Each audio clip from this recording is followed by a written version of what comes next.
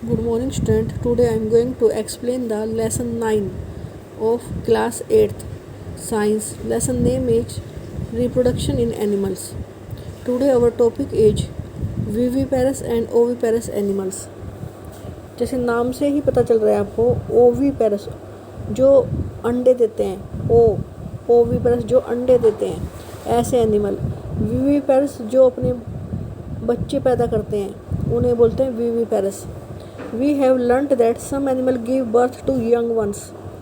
Give birth to young ones means जो अपने जैसे बच्चे पैदा करें। While some animal lay eggs, और कुछ ऐसे एनिमल हैं जो अंडे देते हैं। जैसे अधिकतर बर्ड्स क्या होते हैं, अंडे देते हैं, एग्स। वो अपने जैसे बच्चे पैदा नहीं करते, अधिकतर वो क्या करते हैं, अंडे देते हैं, फिर उनके अंडे हैच फूटते हैं और उसमें से बच्चे निकलते हैं। Which later develop into young ones, और जो बाद में छोटे छोटे बच्चे निकलते हैं उनमें से। The animal which give birth to young ones, जो सीधे बच्चे पैदा करते हैं उन्हें विविपेरस बोलते हैं, जैसे dogs. Those animal which lay eggs, और जो अंडे देते हैं उन्हें क्या बोलते हैं, oviparous. The following activity will help you to understand better. अब इसमें एक्टिविटी में क्या लिखा है इन्होंने, अगर आप एग देखो कुछ एनिमल्स के, जैसे frog, lizard, butterfly, hen, crow, इनके अगर आप अंडे देखो, were you able to observe eggs, क्या कभी देखे हैं तुमने इनके? फ्रॉग के तो आपको पौंड को तालाब उसमें दिखाई दे जाते हैं। लिजार्ड के अंडे कई बार घर में भी दिखाई दे जाते हैं। अगर उनके अंडे देखोगे आपको तो पता चलेंगे कुछ टाइम के बाद इन अंडे फूट कर उनमें से छोटे छोटे बच्चे निकल आते हैं। The egg of few animals are easy to observe because their mother lay them outside their bodies. These are example of oviparous animal, but you would not be able to collect the egg of dog, cow, cat. This is because they don't lay eggs. The mother give birth to the young ones. क्योंकि वो अंडे नहीं देते और वो बच्चे पैदा करते हैं। These example are viviparous animal. तो दो तरह के एनिमल हैं, ओविपेरस एंड विविपेरस। ओविपेरस कौन से हैं, जो अंडे देते हैं और उनके बाद में बच्चे निकलते हैं। विविपेरस जो सीधे बच्चे पैदा करते हैं और जो टाइम के साथ डेवलप होकर बड़े बन जाते हैं।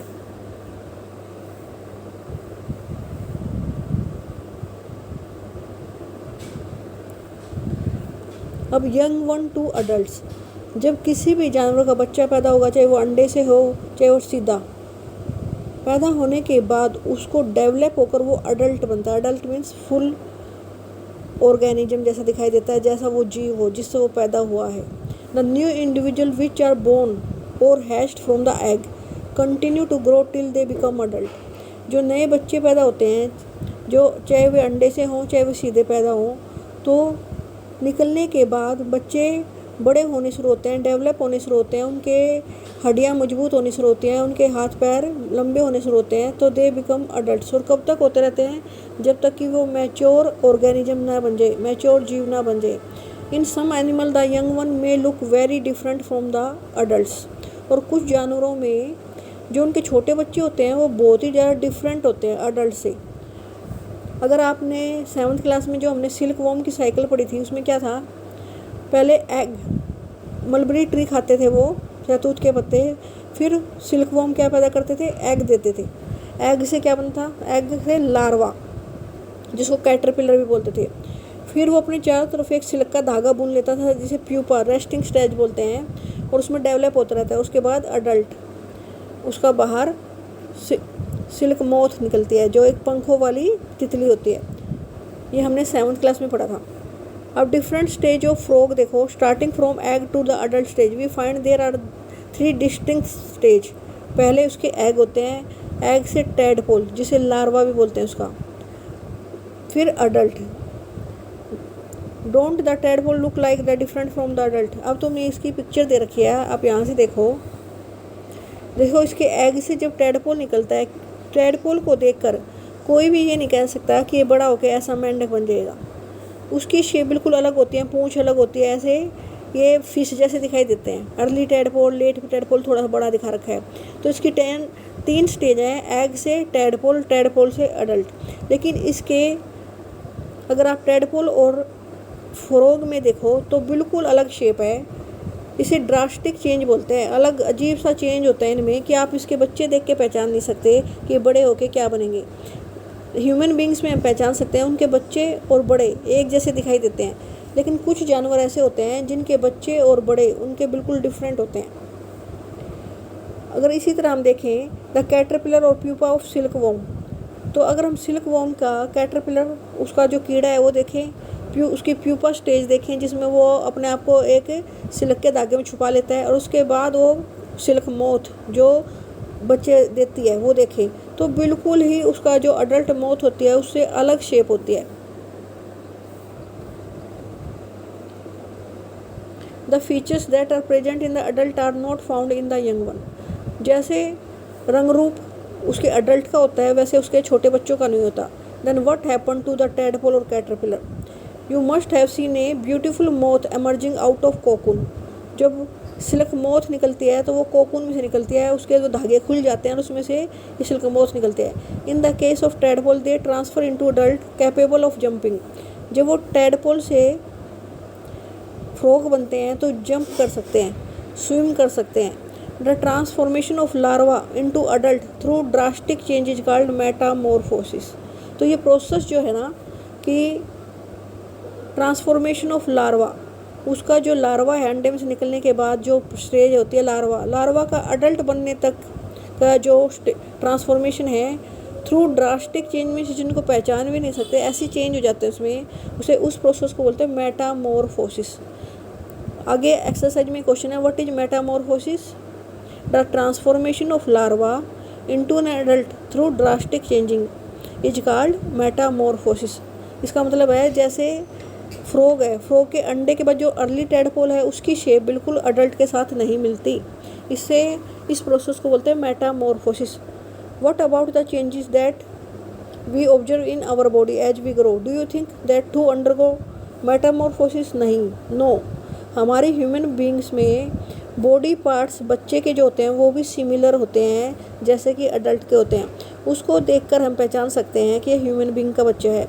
लेकिन फ्रॉग में और सिल्क मोथ में हम नहीं पहचान सकते कि यह सिल्क मोथ और जो लार्वा है उसका सेम एनिमल है, ये ऐसे हम नहीं पहचान सकते।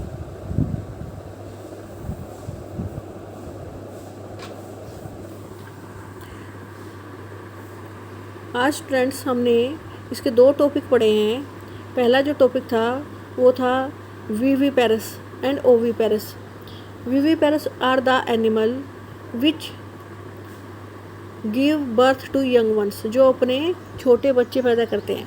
And oviparous animal are those which lay eggs, जो अंडे देते हैं। Birds are oviparous, crow, sparrow, these are oviparous. Viviparous which give birth their young ones, जो बच्चे पैदा करते हैं, like dogs, cow, buffalo, human beings.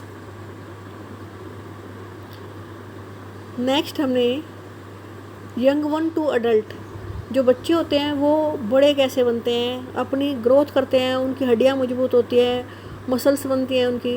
लेकिन कुछ जानवर ऐसे हैं जिनके जो छोटे बच्चे होते हैं वो उनके अडल्ट जो उनके वयस्क बच्चे होते हैं उनसे बिल्कुल डिफरेंट होते हैं। इसमें एक फ्रॉग का दिखा रखा है आपको, फ्रॉग एग से अर्ली टैडपोल, उसकी शेप जैसे फिश जैसी दिखाई देती है, लगता है कि फिश का बच्चा है, लेकिन बड़ा होने के बाद वो फ्रॉग जैसा बन जाता है। वो जंप कर सकता है, लेकिन ये अर्ली टैडपोल जंप नहीं कर सकता, उसके कुछ फीचर्स अलग होते हैं। ऐसे ही 7th क्लास में भी तुमने पढ़ा था सिल्क वॉर्म के बारे में। उसके अंडे से जब लार्वा निकलता है जिसे हम कैटरपिलर बोलते हैं, उसकी प्यूपा स्टेज, कैटरपिलर स्टेज बिल्कुल अडल्ट से अलग होती है, बिल्कुल डिफरेंट होती है। और जो इस तरह से चेंज कर करके छोटे से बड़े बनते हैं, उनके लार्वा बिल्कुल अडल्ट से चेंज होते हैं। इस तरह के ड्रास्टिक चेंजेस के साथ जो ग्रो करते हैं उस प्रोसेस को बोलते हैं मेटामॉर्फोसिस। देयर सम एनिमल्स क्या करते हैं, मेटामॉर्फोसिस चेंजेस करते हैं, ड्रास्टिक चेंज करते हैं अपनी बॉडी में, उनके जो बच्चे हैं अडल्ट से भिन्न होते हैं। The transformation of larva into an adult through drastic changes is called Metamorphosis. The process of transformation of larva into an adult through drastic changes means different, भिन्न प्रकार के चेंज हो जाते हैं उनमें, और वो जब अडल्ट बनते हैं तो हम पहचान नहीं सकते कि ये इसका बच्चा था, उसे मेटामॉर्फोसिस प्रोसेस बोलते हैं। आज जो मैंने ये 2 टॉपिक आपको पढ़ाए हैं बेटा, उनको अच्छी तरह से आप रीड कर लेना। Okay student.